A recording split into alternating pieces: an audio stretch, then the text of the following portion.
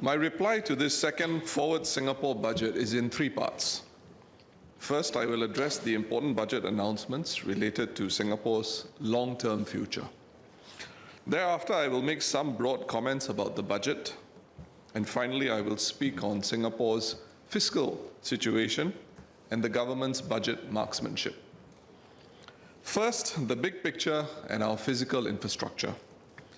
At the beginning of this term of government, COVID-19 put plans for Changi Airport Terminal 5 on hold. This year, the Finance Minister announced that Terminal 5 will break ground. With its completion, Changi Airport's capacity will increase by 50%, ensuring that Singapore will remain a critical gateway for global travel and trade. The development of Tuas Port and Singapore's record highs in vessel arrival, tonnage, container throughput, and bunker sales have, in the words of the Finance Minister, reinforced Singapore's role as a leading maritime hub. These are no mean feats, and Singaporeans are proud of the achievements of all who made this happen. The future is exciting and will herald more changes and transformation. The advent of nuclear power and the signing of the 123 Agreement on Civil Nuclear Cooperation with the US portends a future in Singapore that comes out of science fiction. Even the import of electricity from neighboring countries may be difficult to fathom for some Singaporeans more used to scenarios from not too long ago, where acrimony surrounded the purchase of critical resources such as water. It is not out of place for the public to ask important and far-reaching questions on nuclear safety and resource resilience. Equally legitimate are queries on the cost implications for Singaporean households.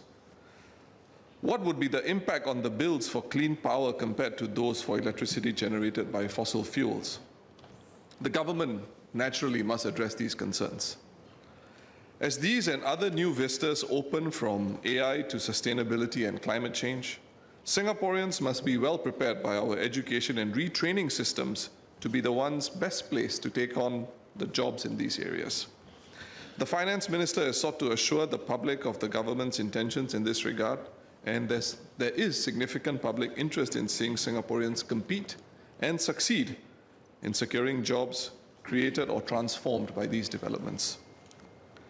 Let me move on to more general comments about the budget. Coming on the cusp of general elections, that Budget 2025 would be an election budget was not a surprise. The Prime Minister and Finance Minister and Senior Minister Lee Hsien Loong had set the stage by providing numerous assurances that cost of living concerns would be addressed. The concerns on the ground about cost of living are known to all in this House. We started the first budget of this government's term in 2021 with disbursement of CDC vouchers worth $100. Today, the vouchers are at $800. Cost increases have hurt people from across all segments of society. Beyond the $800 CDC vouchers and $800 SG60 vouchers, more than a few political watchers noticed PAP MPs thumping their armrests in unison when the Finance Minister announced that climate vouchers worth $400 were being extended to private household dwellers too, a relatively small and generally more well-off segment comprising of about 15% of our population. Reflecting on the cost of living crisis, this enthusiastic gesture was both telling and ironic. The Finance Minister dished out the broad statistics for 2024 in his speech. 4.4% growth, inflation continuing to ease, wage increases outpacing inflation, median income of resident workers rising 3.4% above inflation, and income inequality being at its lowest since the year 2000. But for many, the lived reality of Singaporeans over the last 12 odd months does not correspond with the bright summary revealed by these figures. Life is very tough for the Singapore that is in the heartland. Concerns over jobs, prices, housing costs, and opportunities continue for many Singaporeans and their households. The numerous vouchers will give us help for a little while, but not for long. After all, no GST offset package lasts forever. 2024 was noteworthy for other reasons too. For the first time in our history, our total fertility rate fell below 1. For the first time ever, our total population crossed 6 million. The 2019-2020 HDB annual report stated that the projected ultimate number of dwelling units in Singapore would be slightly above 1.55 million. According to the latest HDB report for 2023-2024, this number has gone up by 53,000 dwelling units, even as the earlier number of 1.55 million was not intended to be a target to be reached, according to the answer to a parliamentary question given to Sengkang GRC MP Mr. Louis Chua in 2021. If the ultimate dwelling units number is not a target, on what basis is it moving upwards? For some, these realities make the Singapore of tomorrow a difficult one to imagine, and for others, a difficult one to find affinity with. With finite land, other Singaporeans question, in the interests of their children, how many more does the government seek to squeeze in? And what cans are we kicking down the road for future generations of Singaporeans who will live in a far denser city than today? In 2017, it was announced that auxiliary police officers, or APOs, would be hired from Taiwan. And last month, the Ministry of Home Affairs confirmed that it was looking at hiring APOs from China, India, the Philippines, and Myanmar. A few days ago, it was announced that the Singapore Civil Defence Force will be looking to hire foreigners as paramedics. With a growing population and a manpower shortage in many areas, it is inevitable that more of such basic manpower needs of our country will go down a similar path. Alongside these recruitments are fears that Singaporeans may face competition from foreigners who apply for some of these jobs which traditionally were filled by Singaporean men and women. Integration and a sense of rootedness will continue to be a major issue in Singapore in the years to come, and no amount of vouchers can make people feel rooted to Singapore. The government is aware of this, and it is no surprise to hear government leaders extolling the importance of unity and integration of foreigners into Singapore society. This issue continues to be a soft underbelly of our society with fault lines that can be easily exploited. Government policy leaves much to be desired. For example, with democratically elected opposition MPs being kept away from new citizens during their citizenship ceremonies by design, ostensibly for political expediency and advantage. Creating a sense of unity in Singapore is a work in progress that is made tougher by the PAP itself when it hamstrings integration efforts with such small-minded and short-sighted policies. Businesses found 2024 tough.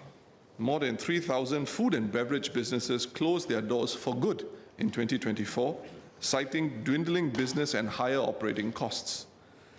This is more than 8 F&B businesses shutting every single day, the highest number since 2005.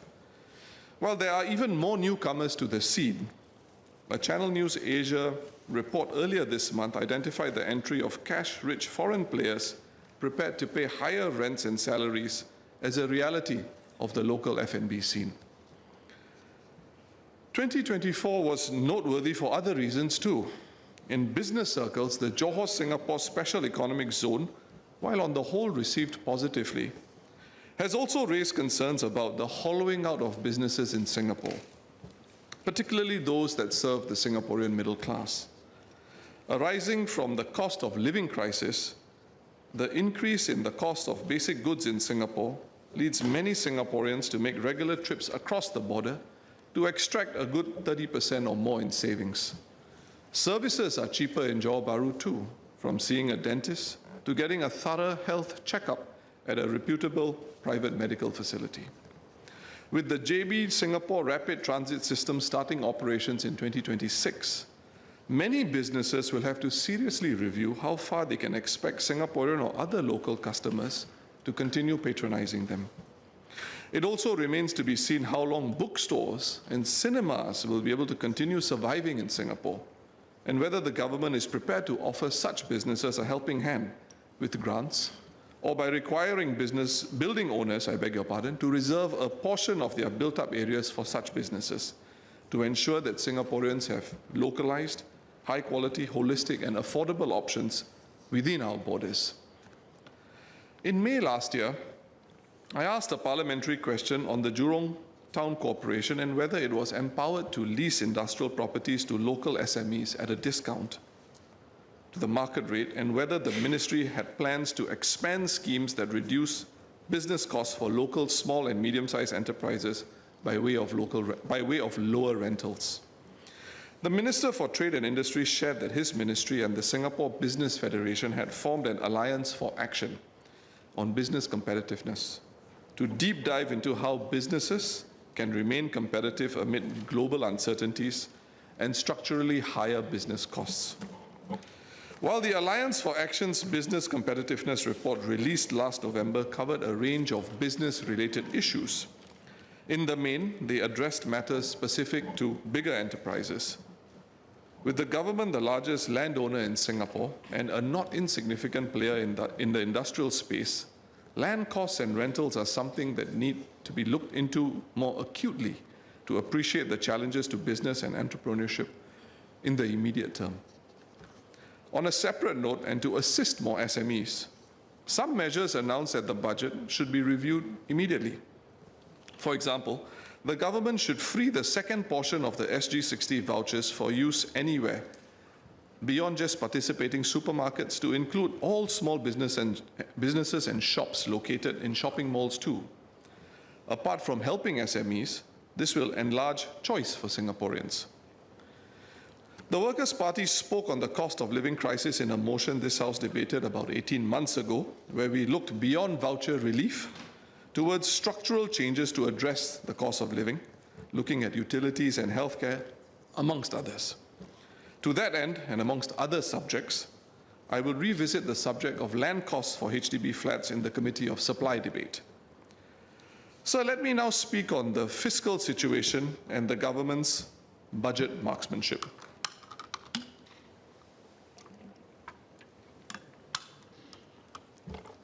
Apart from the goodies that were expected in this budget, it was the fiscal position at the end of the term which raised many eyebrows. The government's exceedingly healthy fiscal position has led many Singaporeans to question why the GST had to be raised in 2023 and 2024. A fiscal surplus of 6.8 billion is projected for the financial year 2025. As for 2024, even after the latest CDC and SG60 voucher program, 2024's fiscal surplus, originally estimated at a healthy $778 million, has been revised massively upwards to $6.4 billion.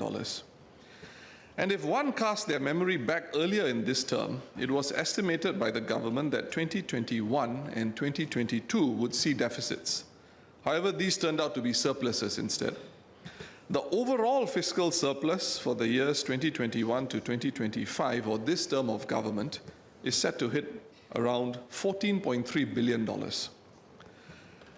So even as the international scene remains in flux with all eyes on the relationship between the US and China, Singapore has been able to leverage its unique value propositions for investment. Some years ago, I spoke of how the chill felt by some multinational enterprises in Hong Kong could result in an advantage for Singapore as these businesses relocated to other jurisdictions. The increase in corporate income tax collection, overtaking even NIRC, has been attributed to a change in the investment decisions of multinational enterprises.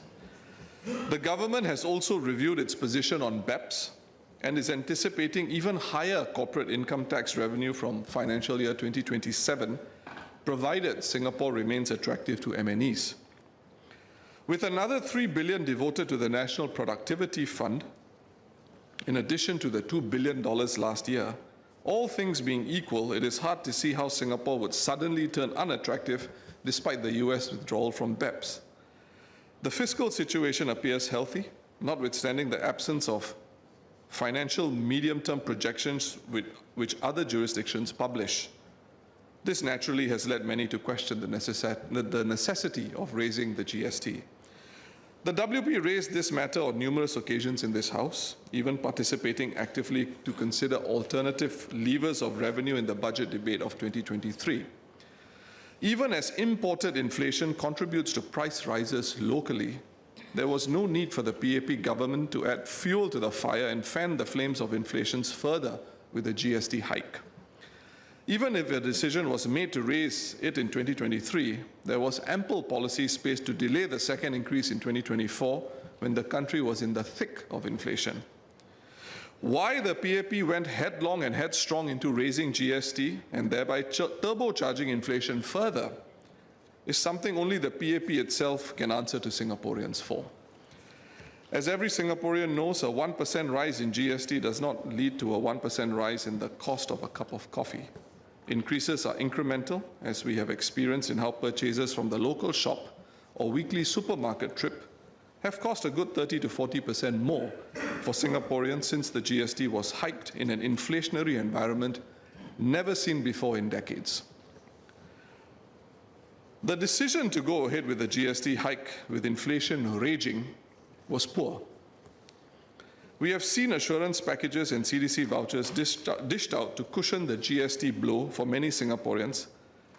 But when these handouts stop, as they eventually will, the 9% GST will remain until any subsequent increase the PAP government sees fit to impose. It would not be out of place to ask then, how many Singaporeans would believe the accuracy of a PAP government's projections about the need or the immediate need for future expenditures? The government has shown poor fiscal marksmanship in trying to match Singapore's expenditure needs with revenue. In fairness, at last year's budget, I recounted the reflection of economists quoted by the Straits Times who commented that it was getting very hard to project government revenue because budgeting accuracy in specific tax collections could vary between 17 and 27%, and that gone were the days when budget marksmanship of 2% was the norm. So if this continues, it will be difficult to support future tax increases or even accept policy moves meant to equalize the cost of owning a car, such as by introducing new taxes or charges on EV drivers announced in this budget. Singaporeans would not be out of place to ask, why is there a need to collect so much money when the government's fiscal projections are so unpredictable, but somehow always so healthy when elections have to be called? While I'm sure the fiscal headroom is politically attractive and even desired by the PAP at the end of the term, notwithstanding its constitutional obligations, it should not underestimate the correlation between this poor marksmanship and potential public cynicism in future when taxes must be increased for legitimate reasons. I anticipate the Finance Minister to reply that all these increases were either down to one-off abnormalities or upsides that could not be anticipated.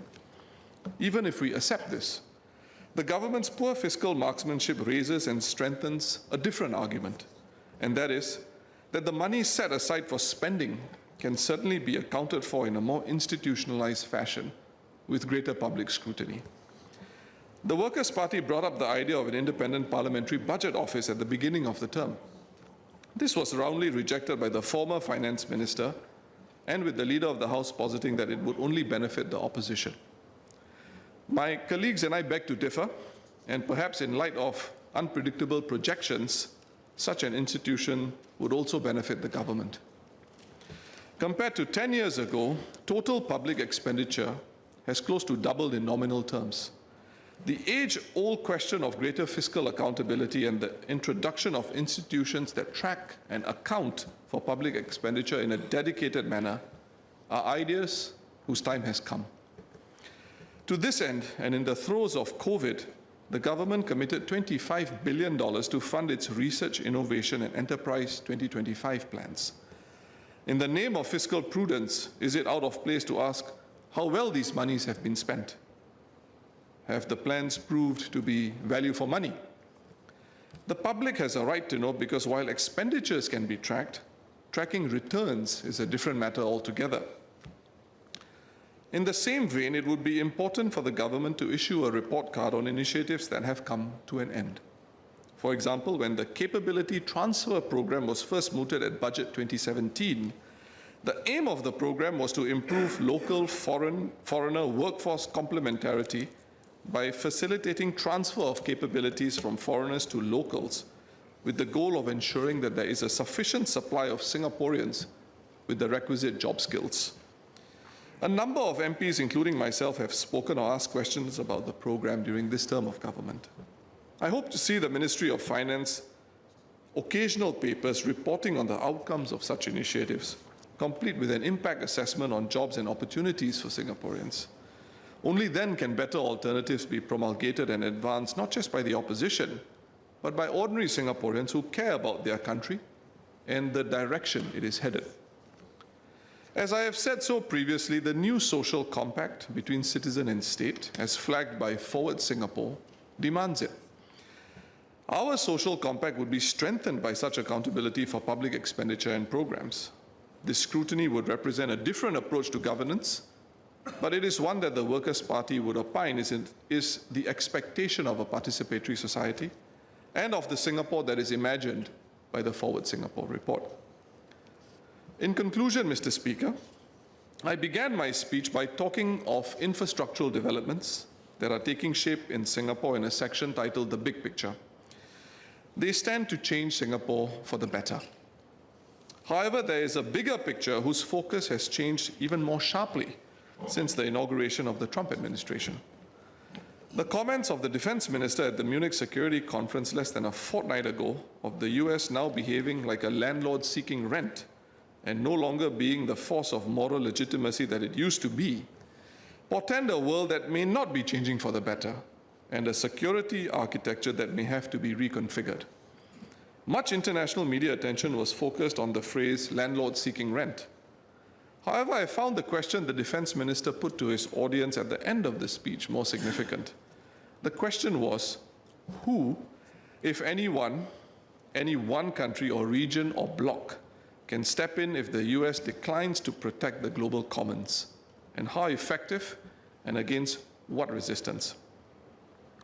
This is even as the 2024 Asian Barometer Survey believed that China far outstrips the US in influence over Asia, and this gap will only widen going forward. This is the perspective of Singaporeans who were surveyed. Only 2 days prior to the minister's speech, the new US Defense Secretary at the Ukraine Defense Contact Group said, in the context of pivoting away from Europe, and I quote, "We also face a peer competitor in the communist Chinese with the capability and intent to threaten our core national interests in the Indo-Pacific. The US is prioritizing deterring war with China in the Pacific, recognizing the reality of scarcity and making the resourcing trade-offs to ensure that deterrence does not fail," unquote. To this end, sir, and in my last budget speech, I devoted a final section on a call to strengthen our national unity, a multiracial national unity in an uncertain world.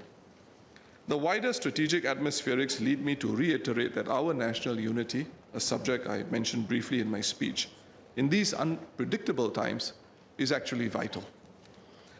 This outlook reinforces the importance of the Singapore Armed Forces, the home team, and the importance of national service. The security these agencies provide is an important source of strength for Singapore, and all Singaporeans must give our men and women in uniform our full support. Mr. Speaker, the Workers' Party supports the budget.